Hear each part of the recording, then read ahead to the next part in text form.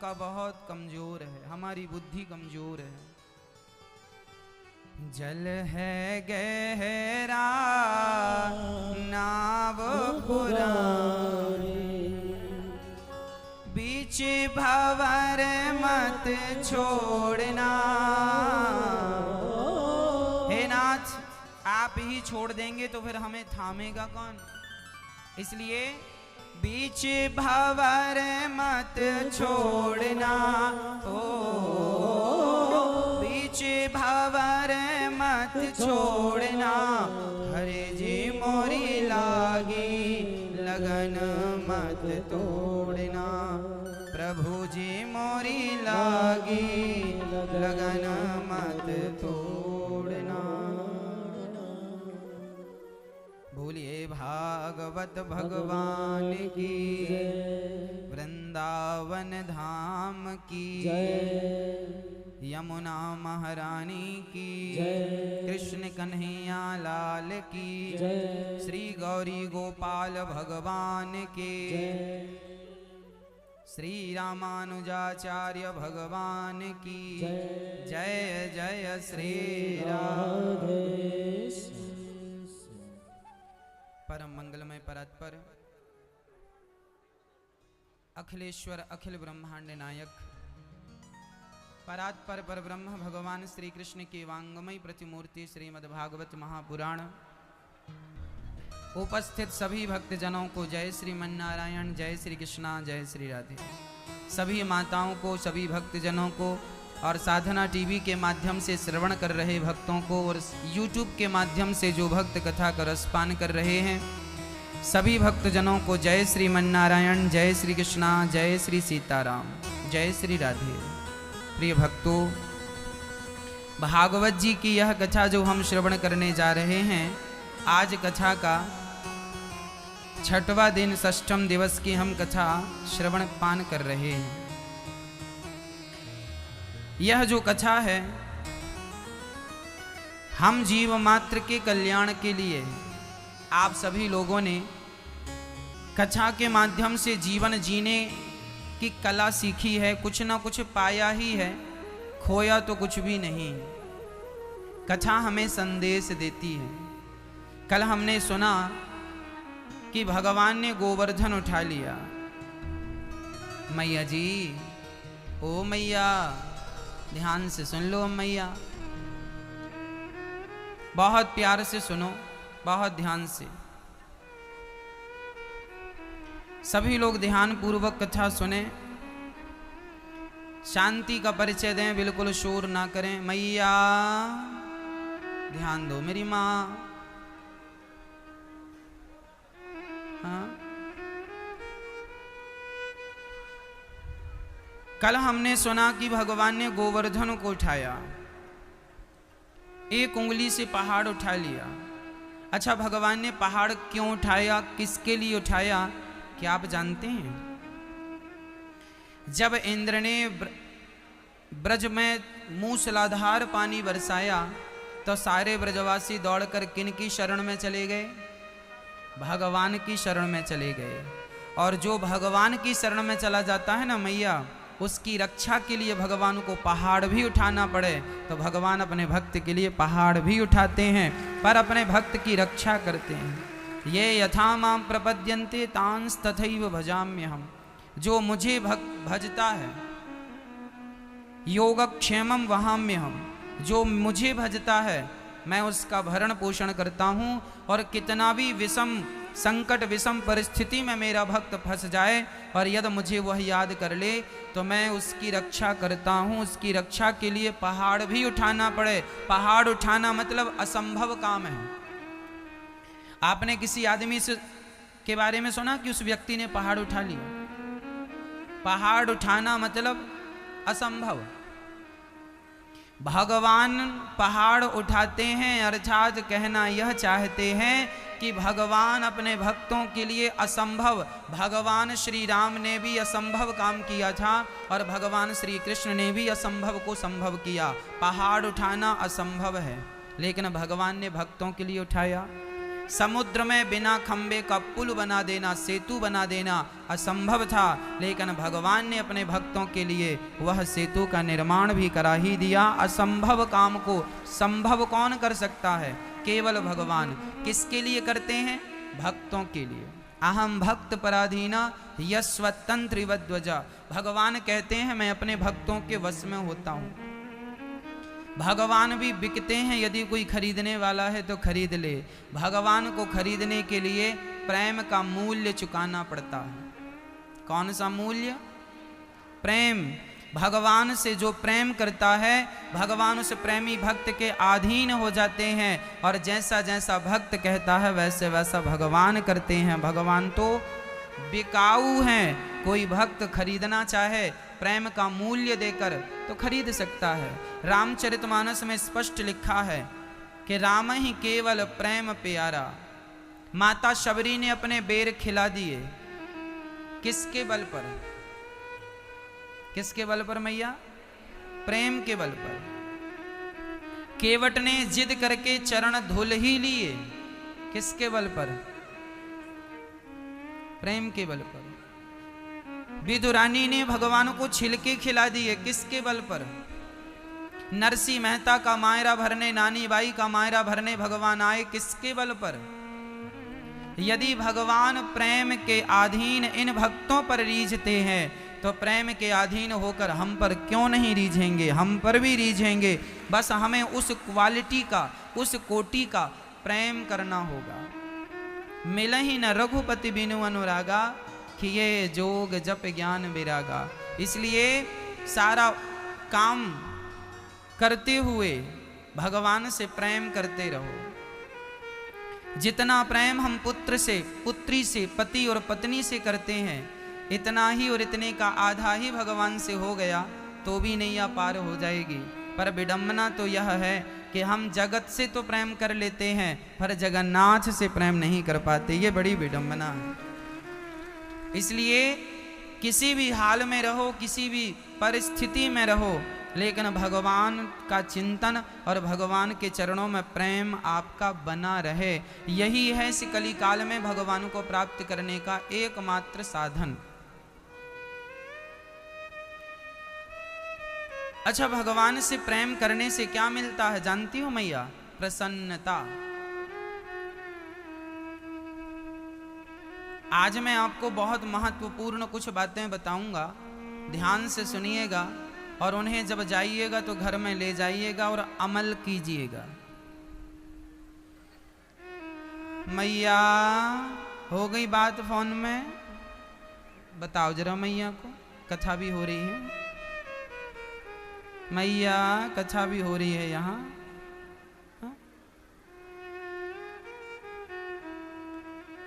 अच्छा, मुझे एक बात बताओ,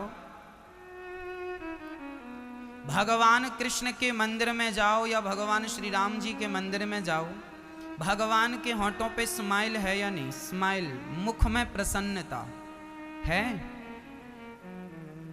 अच्छा, आप लोगों के मुख में प्रसन्नता ऐसी है सदाबहार 24 घंटे? नहीं।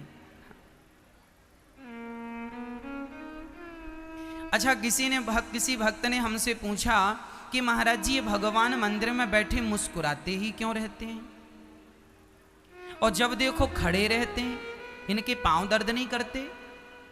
हमने कहा भगवान मंदिर में इसलिए खड़े रहते हैं कि यदि वो बैठ गए और मेरे भक्त को यदि जरूरत पड़ गई तो बैठेंगे तो उठने में समय लग जाएगा, इसलिए खड़े रहते हैं कब भक्त को जरूरत पड़े और कब मैं भाग जाऊं भक्त की रक्षा के लिए। इसलिए हमारे भगवान कृष्ण तो, ये सामान्य कहावत है, वह तो एक पांव से खड़ा। लोग कहते हैं ना हम तो आपके लिए एक पांव से खड़े। ये सामान्य भाषा में हम लोग इस भाषा का प्रयोग करते हैं कि हम तो आपके लिए, जोर से बोलो, एक पांव से खड़े हैं। और भगवान श्री कृष्ण कितने पांव से खड़े हैं? वह भी एक पांव से खड़े हैं, दूसरा पांव तो टेढ़ा करके रखा है। भगवान कहते हैं कि मैं अपने भक्तों के लिए एक पांव से खड़ा हूं, बस वो मुझे पुकारें तो सही सच्चे मन से। विडंबना तो यह है आप पुकारते नहीं, वो आते नहीं है। पहली बात, भगवान एक पांव से क्यों खड़े हैं? इसलिए, कारण कोई पूछे तो कारण ये है, भक्त के लिए एक पांव से, पहला कारण। दूसरा, भगवान 24 घंटे स्माइल क्यों करते हैं, हंसते क्यों हैं, मुस्कुराते क्यों हैं? भगवान इसलिए मुस्कुरा रहे हैं। अच्छा, पहले भगवान का बैकग्राउंड चेक करो। भगवान कृष्ण का जन्म कहाँ हुआ? जेल में। अब जो बच्चा जेल में पैदा हुआ हो, उसके जीवन में खुशियां तो नहीं होंगी, रास्ता बहुत सरल और सिंपल और सीधा तो नहीं होगा। कितनी अड़चने आई। भगवान 6 दिन के थे तब पूतना मौसी मारने आ गई। भगवान 6 महीने के थे, शकटासुर, तृणावर्त इत्यादि दैत्य मारने आ गए, लेकिन भगवान ने इन सारी मुसीबतों को हंसते हंसते टैकल कर लिया। मुस्कुराते मुस्कुराते पूतना को मार दिया, पता ही नहीं चला किसी को, स्माइल के साथ। मानो भगवान मुस्कुराकर हमें और आपको एक मैसेज देना चाहते हैं कि जीवन में कितना भी संकट आवे, कितनी भी मुसीबत आवे, होठों पे मुस्कान है आपके, तो आप उस संकट से आप अपने आप को उस पार ले ही जाएंगे। अर्थात आप संकट को पराजित करके आप जीत जाएंगे। जीवन में ऐसी कोई परेशानी नहीं है जिससे आपकी मुस्कान और आपकी समझदारी से उस परेशानी को, उस संकट को टाला ना जा सके। अच्छा, होता क्या है, हम थोड़ा सा संकट आने पर, थोड़ी सी परेशानी आने पर टेंशन में आ जाते हैं। और याद रखना मेरी माँ, आप जब तक प्रसन्न रहेंगे तो आपके माइंड में अच्छे अच्छे पॉजिटिव आइडिया आते रहेंगे, अच्छे अच्छे विचार आते रहेंगे।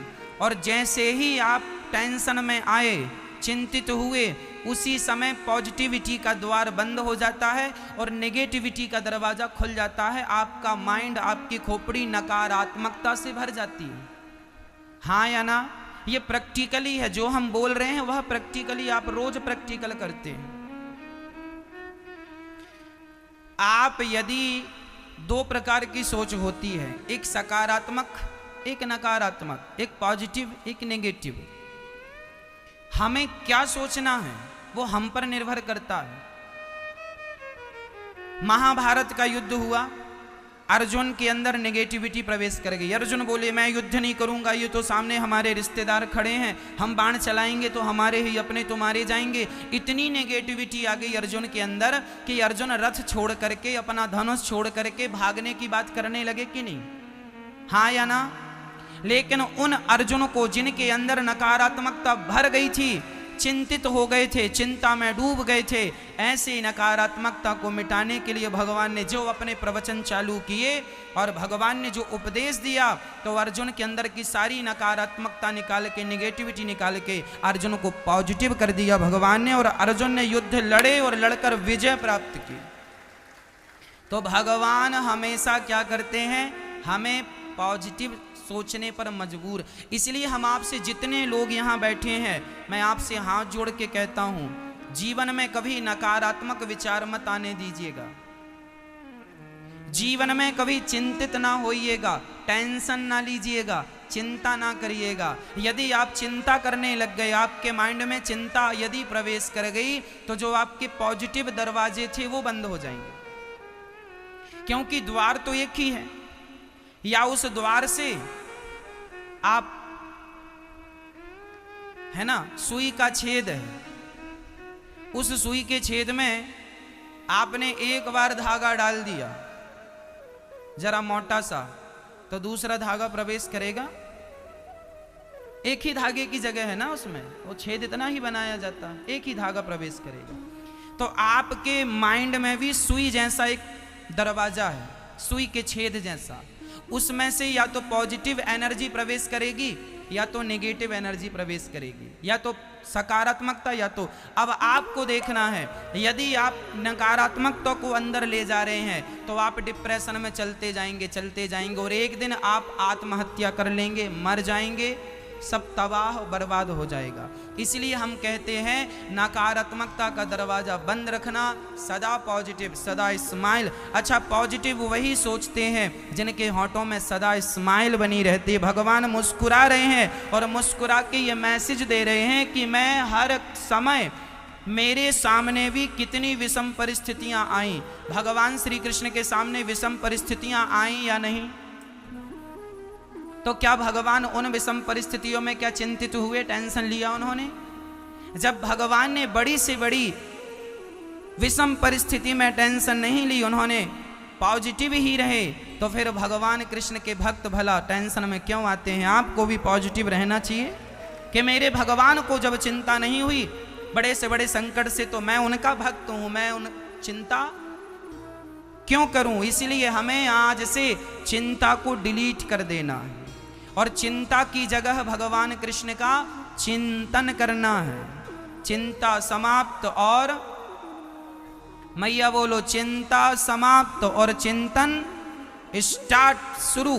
चिंता खत्म, चिंतन शुरू। जोर से बोलो।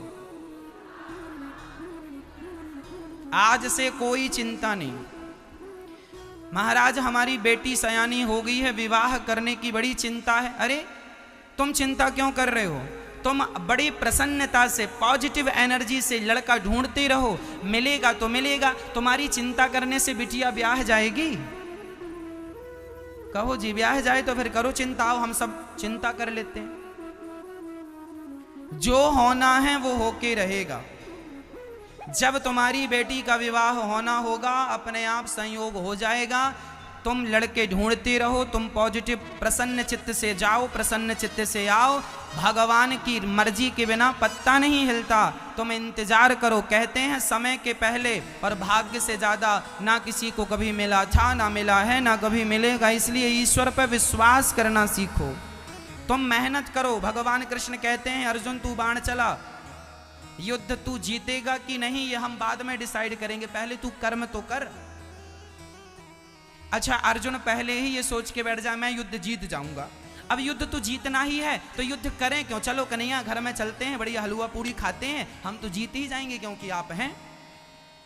तो क्या युद्ध का परिणाम पता चल जाने पर भी क्या बिना लड़े युद्ध जीता जा सकता है? मेरी माँ सिखाओ अपने बच्चों को कि बिना कर्म किए आपको सफलताएं नहीं मिलेंगी। कर्म तो करना है लेकिन परिणाम ईश्वर देंगे। तुम अपना कर्म ईमानदारी से मन लगा के करो, अच्छा कर्म होगा। ईमानदारी से कर्म करोगे तो परिणाम भी अच्छा ही आएगा। बच्चा अच्छे से लिखेगा, 100% लिखेगा तो पास होगा, अच्छे नंबर लाएगा। अब अच्छे लिखे ना, अच्छे से पढ़े ना, और कोई कहे कि तेरे हाथ में रेखा कह रही है तो इस साल पास हो जाएगा। अब तो गुरुजी ने कहा पास हो जाऊंगा तो एग्जाम देने की क्या जरूरत है? अब मैं एग्जाम देने नहीं जाता, गुरुजी ने कहा पास हो जाऊंगा, तो क्या ऐसे से पास हो जाएगा? भाई तेरा अच्छा कर्म ही तेरा अच्छा भविष्य है, हाँ या ना? हमारा अच्छा कर्म ही हमारा अच्छा भविष्य है और हमारा बुरा कर्म ही हमारा बुरा। जिनका कर्म अच्छा नहीं है उनका भविष्य भी अच्छा नहीं है, जिनका कर्म वर्तमान में अच्छा है उनका भविष्य भी बहुत अच्छा है। अब आप देख लो कि आप कर्म कैसा कर रहे हैं, अच्छा या बुरा, पॉजिटिव हैं या नेगेटिव हैं, सकारात्मकता से भरे हैं या नकारात्मकता से। इसलिए हम कहते हैं कि भगवान के सामने भी चुनौतियां थीं, लेकिन भगवान चुनौतियों का सामना स्माइल के साथ करते हैं। और आपके जीवन में जरा छोटा सा संकट आ जाए आप रोने लगते हैं, भगवान इतना बड़ा संकट, काहे बड़ा संकट, ये बड़ा संकट।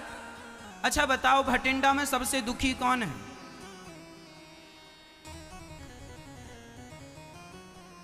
माताएं कहती हैं महाराज हम बड़े दुखी हैं, महाराज हम बड़े परेशान हैं।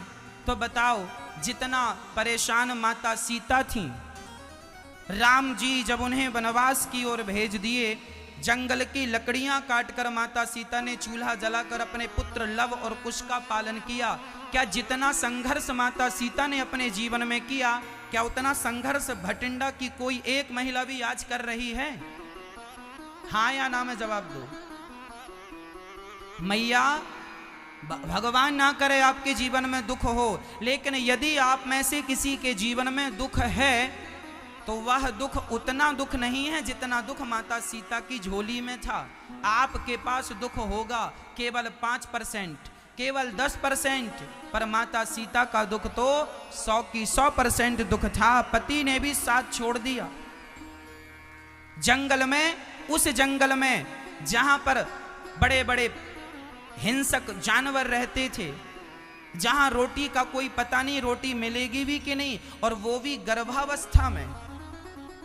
जहां गर्भावस्था में एक स्त्री को अपने पति की सबसे ज्यादा जरूरत होती है, जहां उसे खाने की जरूरत होती है, अच्छे बिस्तर बिछौने की जरूरत होती है, हर चीज अच्छा होना चाहिए गर्भवती नारी के सामने। लेकिन गर्भावस्था में माता सीता ने कुल्हाड़ी उठाई और जंगल से लकड़ियां काटना शुरू कर दिया। क्या इतना संघर्ष आप में से किसी नारी के जीवन में है? क्या इतना दुख आप में से किसी नारी के जीवन में है? माता सीता के दुख के बराबर तो आपका दुख हो ही नहीं सकता। इसलिए कहता हूं कि आप दुनिया की सबसे सुखी महिला हो, फिर भी रो तो इसमें विधाता कुछ नहीं कर सकता। इसलिए सदा पॉजिटिव रहना चाहिए। हम बहुत सुखी हैं। आप यदि दुखी हैं तो उस दुख को भी भगवान का प्रसाद समझ के पॉजिटिव रहो, प्रसन्न रहो। तुम्हारे रोने से यदि तुम्हारा दुख समाप्त हो जाए तो आओ हम सब मिल के रोते हैं। क्या हमारे रोने से हमारा दुख कम हो जाएगा? माना कि आप दुखी हैं, माना कि दुखी हैं, तो क्या आपके रोने से आपका दुख चला जाएगा? मेरी मां, रोना समस्या का समाधान नहीं है। कोई पुरुष दुखी है तो रोना उस समस्या का समाधान नहीं है। समाधान क्या है? समाधान यह है कि आप उस दुख का डट करके सामना करें, वह भी प्रसन्न चित्त से। माता सीता लकड़ियां काटती हैं कुल्हाड़ी से, लेकिन रोते रोते नहीं। देखो मेरी माँ, ये जिंदगी तो हमें गुजारनी पड़ेगी।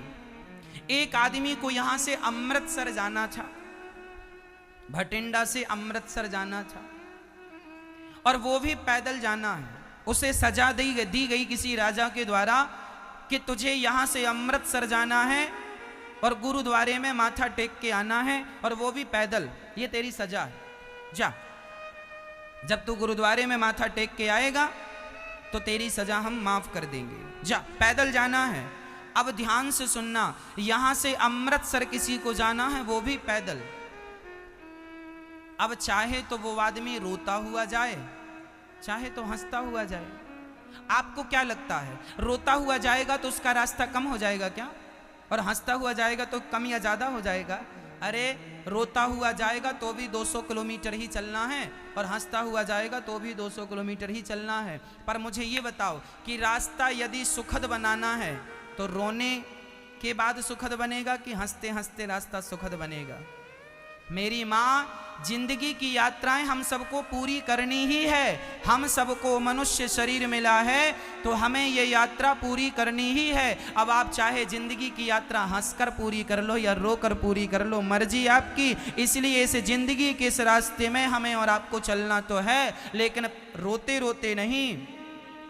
तुम्हारा पति बड़ा अच्छा है और तुम्हारा पति बड़ा दुष्ट है।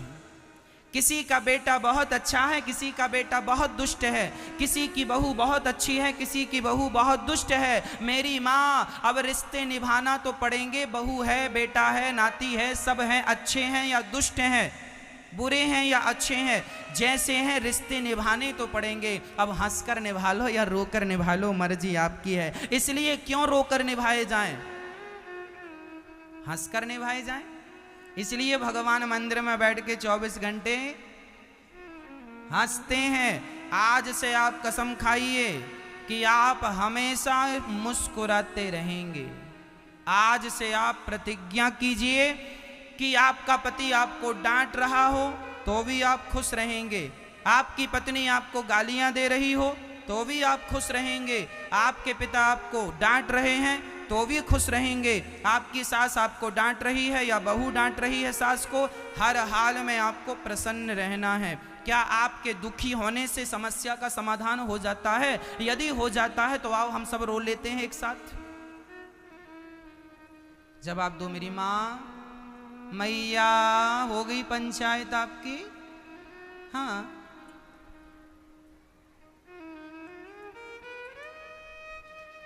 तो आज से हमें कैसे रहना है मेरी माँ? बोलो। प्रसन्न, खुश, हंसते रहो। सास गाली दे रही है तो सास की तरफ देख कर घी घी घी घी घी घी, जोर से ना बोलना, बुरा मान जाएगी। थोड़ा अंदर अंदर बोलते रहना घी घी घी घी घी घी घी घी, और अपने कमरे में चले जाओ, आज इसका दिमाग खराब है, ठीक हो जाएगा, कल बात कर लेंगे।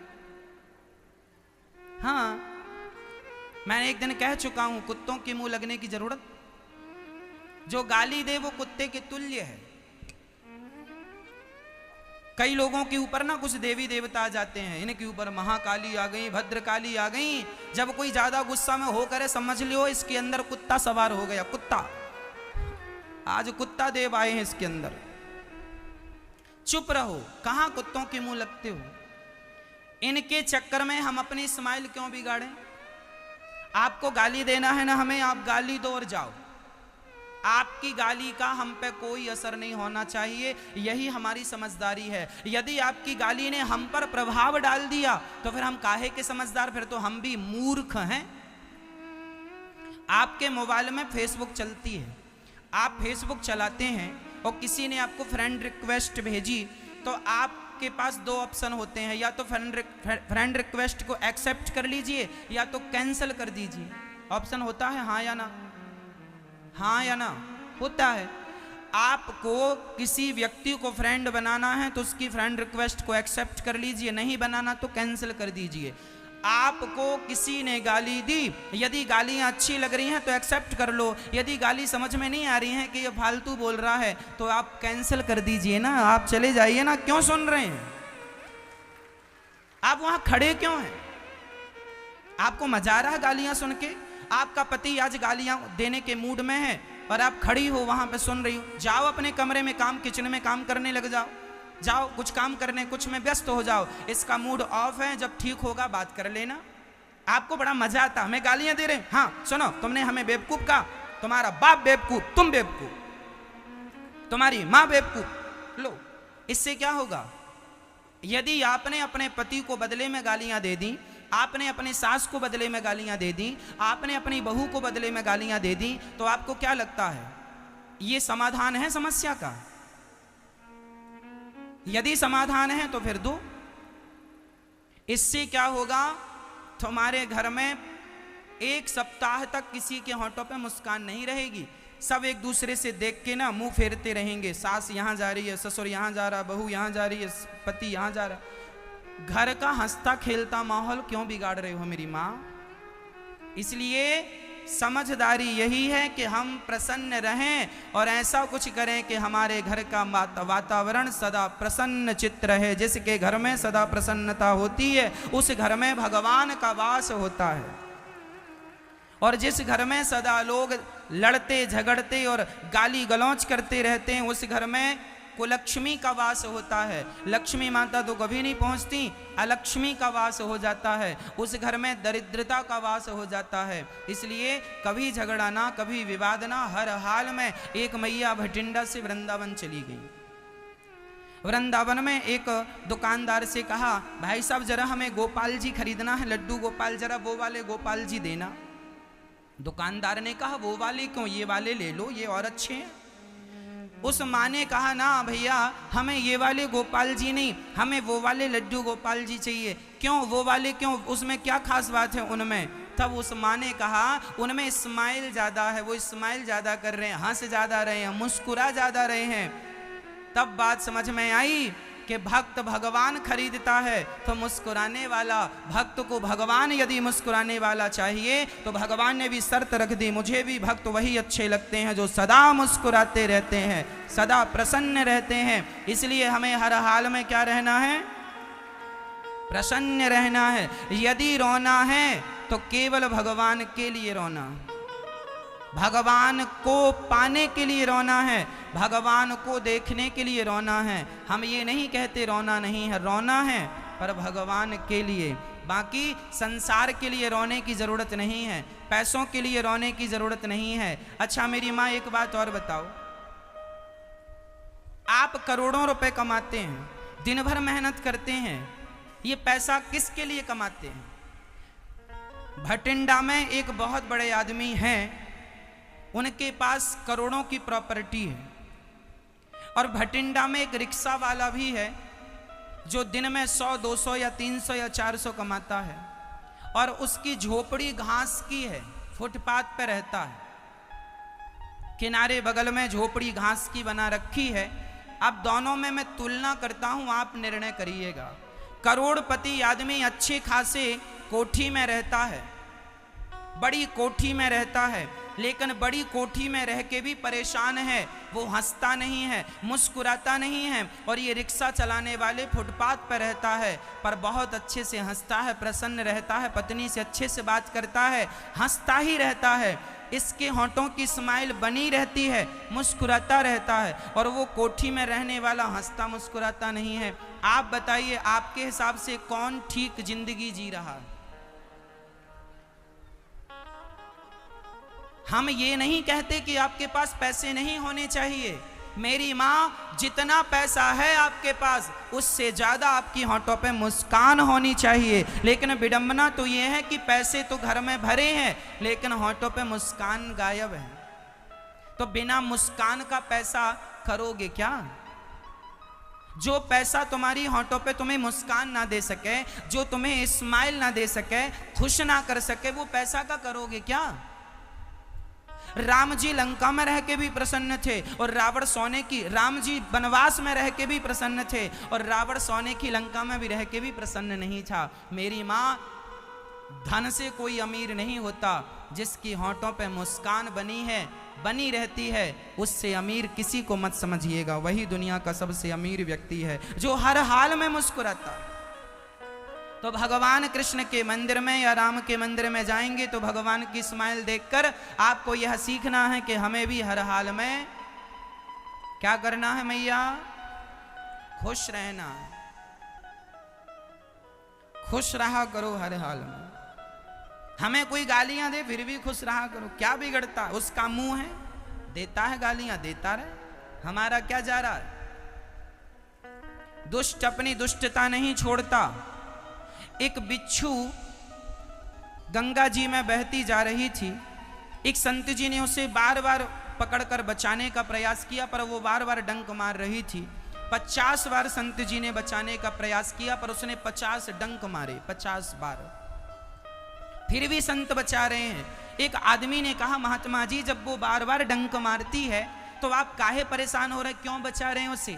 तब संत जी ने जवाब दिया, भैया, ये 50 ग्राम की बिच्छू जब अपने डंक मारने का धर्म नहीं छोड़ती तो मैं 70 किलो का मनुष्य अपना स्वभाव कैसे छोड़ दूं? मेरा धर्म है इसे बचाना, इसकी रक्षा करना। जब ये छोटा सा प्राणी अपना धर्म नहीं छोड़ता तो मैं इतना बड़ा प्राणी अपना धर्म छोड़ दूं? आप यदि मुझे गाली दे रहे हैं तो ये आपका स्वभाव है, ये आपका परिचय है। मैं आपको गालियां दे के क्यों अपना मुंह खराब करूं? करना चाहिए। कितने समझदार हैं आप लोग, पर घर जाते जाते पता नहीं ये ज्ञान रहेगा कि नहीं। तो आज से आप प्रतिज्ञा कीजिए कि आप पर किसी की गाली का कोई प्रभाव नहीं पड़ेगा। हाँ या ना? आजकल मोबाइल ऐसे आने लगे हैं, पानी में डाल दो तो बिगड़ते नहीं है, मतलब वो पानी में भी काम करते हैं। वाटरप्रूफ मोबाइल कहते हैं उन्हें।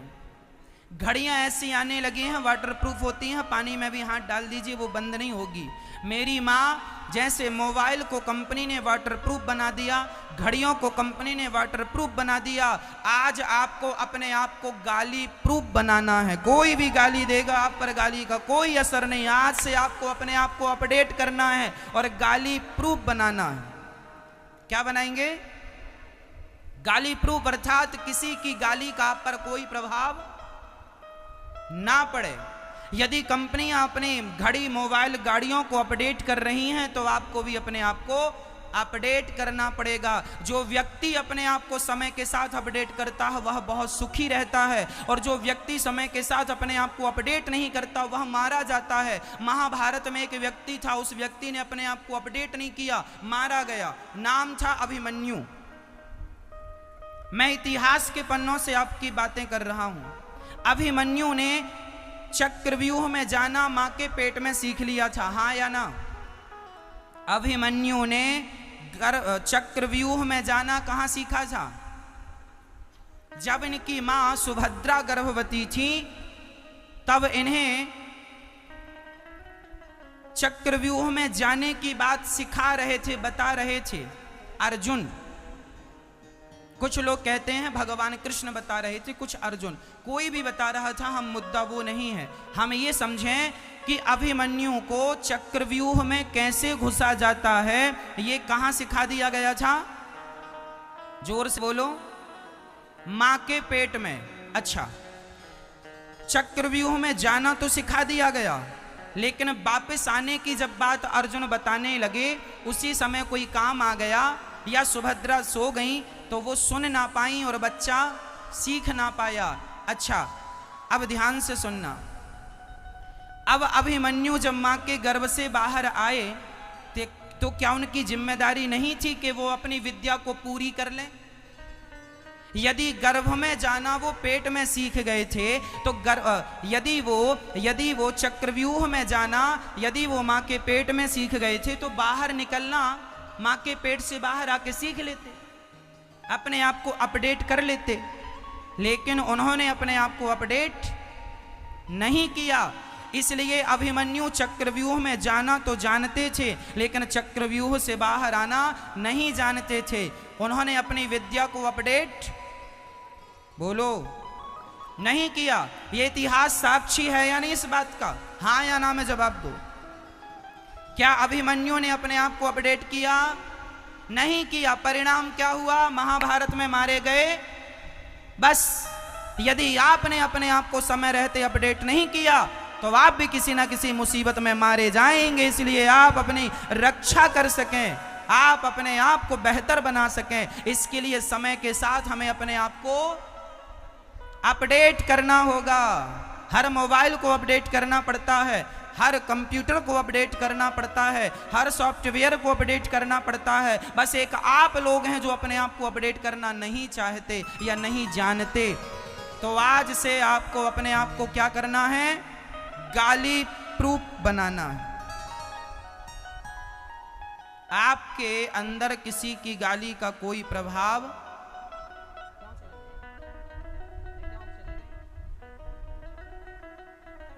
तो अपडेट करना है। मैया अपडेट करोगी ना? हाँ, नहीं करोगी? अपने सोचने का तरीका बदलो, अपने देखने का नजरिया बदलो और जमाने के हिसाब से रहो, समय के साथ चलो।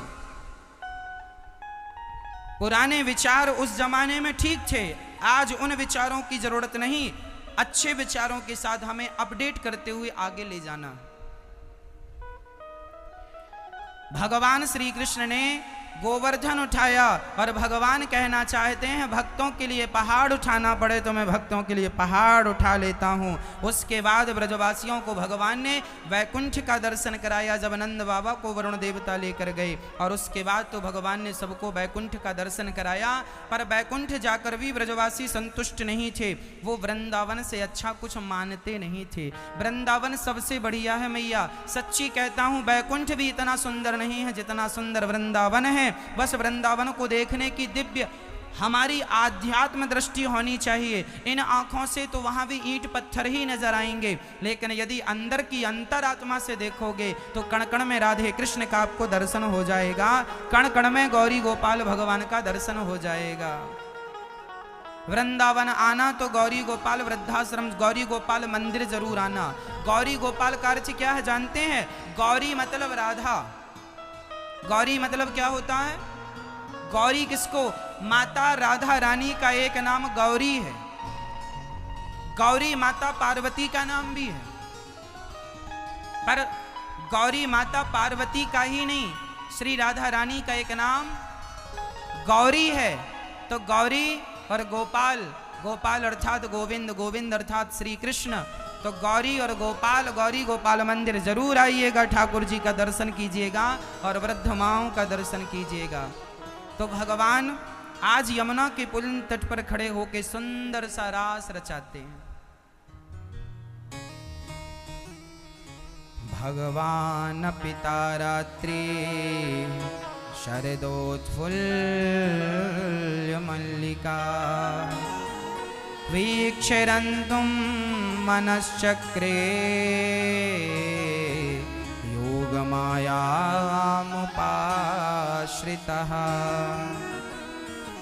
आज यमुना के पुलिन तट पर खड़े होके श्याम सुंदर ने जो बांसुरी बजाई ना मेरी माँ, आज भगवान का मन हुआ कि गोपियों के संग रास रचाया जाए। ये रास क्या है? रसो वैसा, स्वयं भगवान का नाम रस है। गोपियों के संग रास रचाने का क्या तात्पर्य है? ये गोपियां कौन है? ये गोपियां कोई सामान्य स्त्रियां नहीं है कि भगवान किसी स्त्री के संग नाच रहे हैं ना। अच्छा, रास को समझना होता है। गोपी कौन है? एक नौजवान बच्चे ने हमसे कहा भगवान ने बड़ा गलत किया। हमने कहा क्या गलत किया? अरे बोले भगवान रास रचाते हैं। एक सज्जन बोले महाराज जी हमारा भी मन कर रहा है रास रचाने का। हमने कहा भाई सुन, भगवान ने रास रचाए हैं ये तो सही है, लेकिन जिस भागवत में ये बात लिखी है कि भगवान रास रचाए, उसी भागवत में यह भी लिखा है कि जब भगवान रास रचाए उस समय भगवान की आयु केवल 7 वर्ष की थी। 7 वर्ष पूरी होके 8वें वर्ष में वो लगे थे प्रवेश। 8वें वर्ष का प्रथम महीना चल रहा था। तो 8 वर्ष का बालक सामान्य दृष्टि से भी देखें तो उसके अंदर कोई विषय वासना तो होती नहीं है, और वो तो भगवान थे। और सुनो, रास रचाने के पहले भगवान ने एक उंगली से क्या उठाया है? क्या उठाया है? गोवर्धन गिरिराज भगवान को। जो व्यक्ति एक उंगली से पहाड़ उठाने की ताकत रखता है उसे रास रचाने का अधिकार है, और वो कोई सामान्य व्यक्ति हो नहीं सकते। वही भगवान नारायण कृष्ण बन के आए हैं। वह भगवान कृष्ण में सांसारिक दृष्टि ना रखना, कृष्ण को सामान्य मनुष्य ना समझना। वह भगवान भगवान है। हम जैसे पतितों को पावन करने के लिए हमारे बीच में है, हमारे बीच में है। इसका अर्थ ये नहीं है कि वो हमारे जैसे। हाँ, पहला। दूसरा, भगवान रास रचाने के पहले भगवान ने एक काम और किया, कालिया नांग का मर्दन किया। कालिया नांग के ऊपर नृत्य किया। तो जो भगवान कालिया नांग को भी युद्ध में पराजित कर सकते हैं, सच्चाई तो यह है मेरी माँ कि कामदेव को बड़ा अहंकार हो गया था। कामदेव ने कहा कि मैंने ब्रह्मा को भी पराजित कर दिया, शंकर जी को भी पराजित कर दिया, इंद्र को भी पराजित कर दिया, है कोई मेरी बराबरी का टक्कर का? भगवान बोले ये ज्यादा ही अहंकार कर रहा है। तो भगवान बोले आजा, हमारे बीच में सुंदर सुंदर स्त्रियां हैं, आज जीवात्मा और परमात्मा का मिलन होगा। गोपी कौन है? गौ मतलब इंद्रियां, पी मतलब पीना। जिन इंद्रियों ने, जिन स्त्रियों ने, जिन गोपियों ने अपने अंदर की सारी इच्छाओं को समाप्त कर दिया है और एक ही इच्छा रह गई है, केवल कृष्ण को पाने की, वही इच्छाओं से उन्होंने अपने आप को गोपी बनाया है। गोपी केवल स्त्री का नाम नहीं है मेरी माँ। उस रास में भगवान शंकर भी पधारे थे केवल गोपी बन के। गोपी मतलब स्त्रियों से संबंध नहीं था। गोपी एक यूनिफॉर्म था, एक ड्रेसअप था। आज भी वृंदावन में गोपी ड्रेस मिलती है। ये गोपी क्या है? गोपी एक स्वरूप है, गोपी एक भाव है ना। जैसे आपके सामने कोई कुर्ता पहनकर, धोती पहन के, तिलक लगा के आएगा तो आप उस यूनिफॉर्म को देख के क्या कहेंगे? पंडित जी आइए। वो भले पंडित जी ना हो, पर उस यूनिफॉर्म को देख के आपको यही लगेगा ये पंडित जी हैं। आपके सामने कोई पगड़ी बांध के आ जाए सरदार भाई, तो आप जरूर कहेंगे सरदार जी आइए, भैया आओ, क्योंकि वह सरदार भाई का एक यूनिफॉर्म है, पगड़ी है ना। यदि कोई मुस्लिम टोपी लगा के आए तो आप कहेंगे खान साहब आओ, वह उनका परिचय है ना। वो टोपी जो है उनका परिचय है। समझ में आ रही है ना मेरी बात? उसी प्रकार जो गोपियों के संग भगवान ने रास रचाया था, वह गोपियां कोई सामान्य गोपियां नहीं। उस रास में शंकर जी भी थे, नारद जी भी थे, इंद्र भी थे, प्रहलाद भी थे, ध्रुव भी थे, पुरुष वर्ग भी था, लेकिन सब गोपी के भाव में था, गोपी के रूप में था। वह भगवान ने सबके साथ जीवात्मा और परमात्मा के मिलन का नाम रास है, ना कि कोई भोग विलास की लीला का नाम रास है।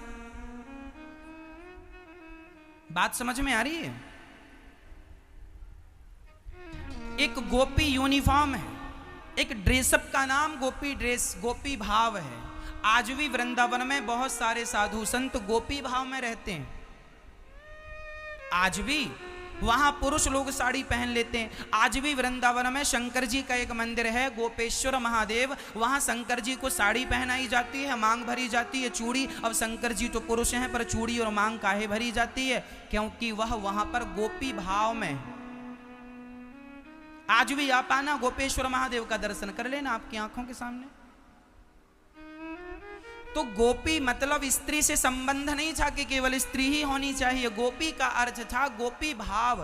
एक बार मीराबाई वृंदावन आई। वृंदावन में एक महात्मा जी रहा करते थे। वह किसी भी स्त्री का दर्शन नहीं करते थे। अपनी कुटिया में बैठ जाएं, यमुना में स्नान कर लें और यमुना से स्नान करके कुटिया में आए और बस राधे कृष्ण राधे कृष्ण राधे कृष्ण राधे कृष्ण राधे कृष्ण का जाप करते थे। आज तक उन्होंने जब से संत बने हैं किसी महिला का दर्शन नहीं किया। आज पहली बार वृंदावन जब मीराबाई आई, ध्यान से सुनिएगा, सत्य कथा आपको सुना रहा हूं। जब मीराबाई वृंदावन आई तो मीराबाई ने सुना कि फलाने महात्मा की बड़ी ख्याति है, बड़ी जय जयकार है। तो मीराबाई के अंदर आया कि चलो मैं भी दर्शन करके आऊं। तो मीराबाई दर्शन करने पहुंच गई और मीराबाई ने जब दर्शन करना चाहा तो वहां के लोगों ने कह दिया कि ये बाबा जी किसी महिला से नहीं मिलते, क्योंकि ये बड़े साधु हैं, ये स्त्री का दर्शन नहीं करते, ना दर्शन करते ना दर्शन देते। मीराबाई जोर से हंसी। मीराबाई हंसी तो उनके लोगों ने, भक्तजनों ने कहा आप हंसती हो क्यों?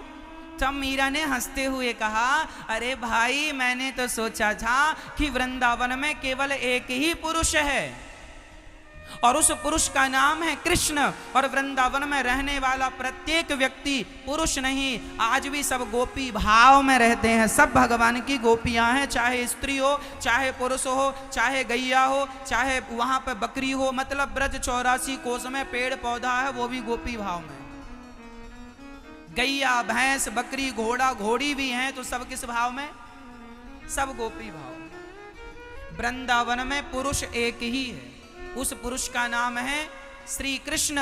और वृंदावन में आप भी जाना तो स्त्री बन के ना जाना, पुरुष बन के ना जाना, राधा रानी की दासी बनकर गोपी भाव में जाना। मैं तो लाडली जी की दासी हूँ, चरणों की सेविका हूँ। भले तुम पुरुष हो पर भाव गोपी का होना चाहिए। यदि गोपी भाव से जाओगे तो कृष्ण का दर्शन होगा, और पुरुष भाव से जाओगे तो शंकर जी को भी कह दिया गया था यहाँ से बाहर चलो, यहाँ गोपियों की एंट्री है, पुरुषों की नहीं, चलो। फिर शंकर जी मांग वांग भर के आए, तब एंट्री मिली। हाँ या ना? ये देखो गोपेश्वर महादेव का दर्शन कर लो। देखो देखो बिंदिया, ये नाक में देखो नथ पहने हैं, हाँ साड़ी वाड़ी सब पहनते हैं भगवान शंकर। ये गोपेश्वर महादेव है, गोपी के रूप में। तो कोई ये प्रश्न करे कि भगवान ने तो रास रचाया। अरे भाई साहब, रास का अर्थ तो समझो। तुम्हारी बातों से तुम क्या सिद्ध करना चाहते हो? क्या भगवान को तुम सामान्य व्यक्तियों की तरह भोगी कहना चाहते हो? क्या यही लोगों का आशय है? अरे भगवान तो यत्र योगेश्वरः कृष्णो यत्र पार्थो धनुर्धरा, भगवान के बारे में लिखा है भगवान योगियों के भी परम योगी हैं, वह भगवान है। कामदेव पर विजय प्राप्त किया भगवान ने गोपियों के संग। जब भगवान राधा रानी, जब भगवान माता सीता से विवाह करने गए ना, तो माता सीता की जितनी सखियां थीं उन्होंने सोचा क्या हमें ऐसा पति मिलेगा, क्या ऐसे भगवान हमें मिलेंगे? भगवान ने सबकी मनोभाव दशा समझ ली और भगवान ने कहा तथास्तु, इस जन्म में नहीं, अगले जन्म में तुम ब्रज की गोपियां बन के आना, सबका मनोरथ पूरा करेंगे, सबका मनोरथ सिद्ध करेंगे। अच्छा, मैं आज यहाँ एक बात कहना चाहूंगा। भगवान कौन है जल्दी से बताओ? भगवान कृष्ण कौन है? पूर्ण परमात्मा भगवान है। अच्छा एक बात बताओ, भक्त ना कई प्रकार के होते हैं। एक भक्त की इच्छा है कि मैं भगवान के गले लग जाऊं। यदि भक्त की इच्छा है कि मैं भगवान के गले लगना चाहती हूं या चाहता हूं, तो क्या भगवान अपने भक्त की वो इच्छा पूरी नहीं करेंगे? कहते हैं भक्त जो इच्छा करता है भगवान उस इच्छा को पूरा करते हैं। यदि किसी की इच्छा है कि मैं भगवान के गले लगूं, तो भगवान बोले तथास्तु, आ जाना गोपी बन के, तुम्हारे को गले लगाएंगे, द्वापर युग में आना। अच्छा, किसी की इच्छा है कि मैं भगवान के गालों का चुम्बन करना चाहती हूं या चाहता हूं, जैसे कि मां अपने बच्चों की गालों की चुम्बन करती है, उसी तरह यदि कोई भक्त कहे कि मैं भगवान के गालों को चूमना चाहती हूं या चाहता हूं, तो भगवान बोले आ जाना गोपी बन के, हम तुम्हारे इतने करीब आएंगे। यदि तुम सच्चे भक्त हो तो तुम्हारी हर इच्छा पूरी करेंगे भगवान, जो तुम्हारी इच्छा, जो इच्छा करी हूं मन माही, प्रभु प्रसाद कछु दुर्लभ नाही। भाई इच्छाएं सबकी सब प्रकार की होती हैं। किसी की इच्छा है कि भगवान को देखे, बस देखता रह जाए। किसी की इच्छा है कि वो भगवान की गोद में जाके बैठे। प्रहलाद की इच्छा थी कि मैं भगवान की गोद में जाके बैठूं, बैठ गए। ध्रुव जी की इच्छा थी कि मैं राजा बनूं, भगवान ने राजा। जो आपकी इच्छा है, यदि आप कहोगे कि भगवान के गालों का चुम्बन करना है तो भगवान आपको वह अवसर भी देंगे, पर आपकी भक्ति सच्ची होनी चाहिए। यदि तुम्हारी इच्छा है कि भगवान के गालों को, भगवान के गले से लगना है तो भगवान गले भी लगाएंगे। तुम्हारी इच्छा, केवट की इच्छा क्या थी बताओ? केवट की इच्छा थी कि मैं राम जी के चरणों को धोऊं, तो राम जी के चरणों के धोने की इच्छा केवट की थी। यदि भक्त की इच्छा है कि भगवान के वो चरण धोना चाहता है, तो क्या भगवान ने उसे निराश कर दिया? इच्छाएं पूरी की कि नहीं? अच्छा, मीराबाई की इच्छा थी कि कृष्ण हमारे पति बने। इस कलयुग की घटना बोल रहा हूं। यदि मीराबाई की इच्छा थी कि कृष्ण हमारे पति बने, तो भगवान मीराबाई के पति बने कि नहीं? अरे ये तो सब ठीक है, और सुनाता हूं आपको। नरसिंह मेहता की इच्छा थी कि मेरी बेटी का भाई बन के सांवरा आओ और मायरा भर के जाओ, तो भगवान ने इच्छा पूरी की। नानी बाई का मायरा भरा, हाँ या ना? अरे भाई, भक्त की हर इच्छा भगवान की पूरी। प्रहलाद की इच्छा थी कि भगवान खंबे से प्रकट होके मेरे वचन को सिद्ध करें, भगवान आए। और सुनो, नामदेव जी का नाम सुना है? भक्त नामदेव जी। भक्त नामदेव जी की जो पत्नी थी, सॉरी, भक्त नामदेव जी की जो मां थी, भक्त नामदेव जी की मां बचपन में शादी हुई और विधवा हो गई। सुनिएगा, नामदेव जी की मां, इनके नाना जी थे वामदेव। वामदेव की बेटी शादी हुई और शादी के महीने भर में उनकी बेटी विधवा हो गई, पति शांत हो गए।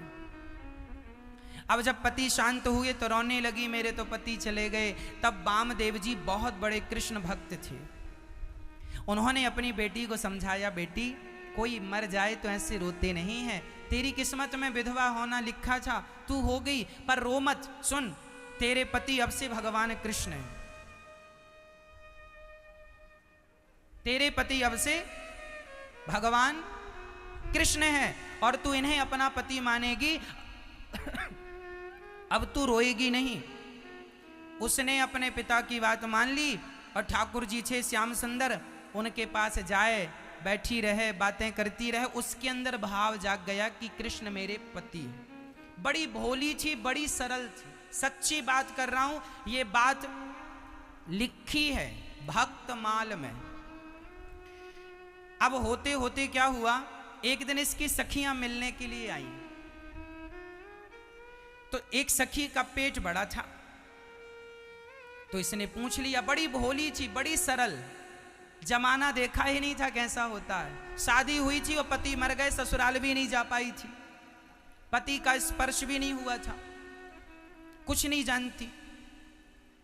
एक दिन इसकी सखी आई, उसका पेट जरा बड़ा था, तो इसने पूछ लिया, बहन तेरे पेट में कोई सूजन है क्या, दर्द है, कोई रोग है क्या? उसने कहा, पगली रोग वोग नहीं है, मैं गर्भवती हूं, मेरे पेट में बच्चा है। अच्छा, ये गर्भवती कैसे होते हैं, ये बच्चा कैसे होता है? अरे जिसका पति होता है वह नारी गर्भवती होती है। अच्छा, तो गर्भवती जब होती है तो पेट बड़ा होता? हाँ, पेट बड़ा होता, पेट में तो बच्चा होता। अच्छा,